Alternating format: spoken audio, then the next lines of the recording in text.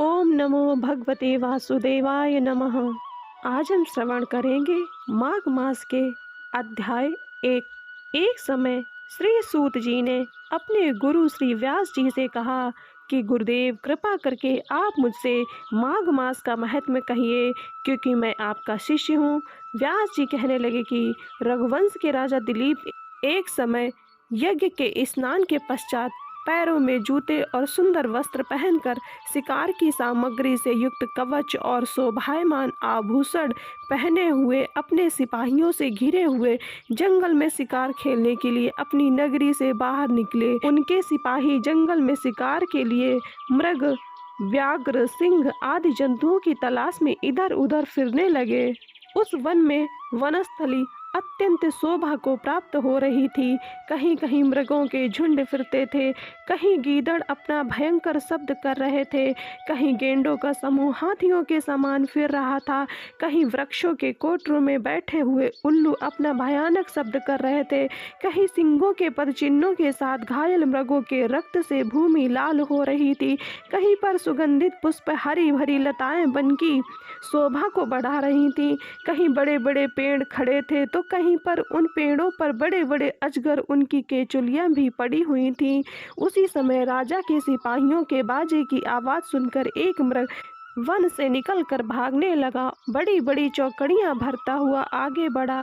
राजा ने उसके पीछे अपना घोड़ा दौड़ाया, परंतु मृग पूरी शक्ति से भागने लगा।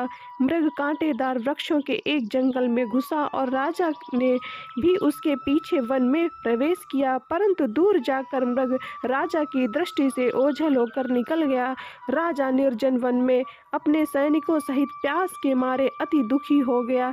दोपहर के समय अधिक मार्ग चलने से सैनिक थक गए और घोड़े रुक गए।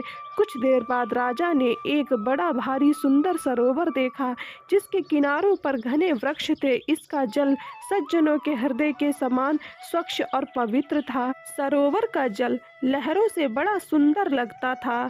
जल में अनेक प्रकार के जल जंतु, मछलियां आदि स्वच्छंदता से इधर उधर फिर रही थी।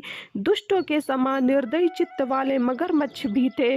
किसी किसी जगह लोभी के समान सिमाल भी पड़ी हुई थी। जैसे विपत्ति में पड़े हुए लोगों को दुखों को हरने वाले दानी पुरुष के समान यह सरोवर अपने जल से सबको सुखी करता था, जैसे मेघ चातक के दुख को हरता है। इस सरोवर को देखकर राजा की थकावट दूर हो गई। रात्रि को राजा ने वहीं विश्राम किया और सैनिक पहरा देने लगे और चारों तरफ फैल गए। रात के अंतिम समय में सूकरों के एक झुंड में आकर सरोवर में पानी पिया और कमल के झुंड के पास आया। तब शिकारियों ने सावधान होकर सूकरों पर आक्रमण किया और उनको मारकर पृथ्वी पर गिरा दिया।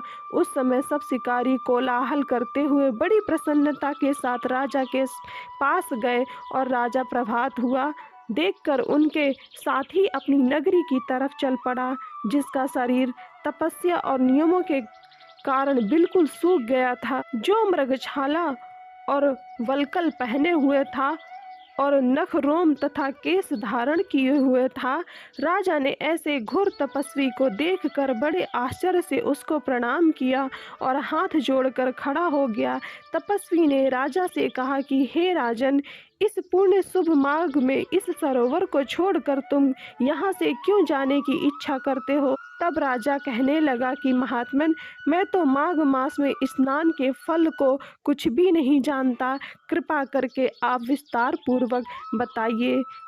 आगे की कथा अध्याय 2 में सुनिएगा। हरे कृष्ण।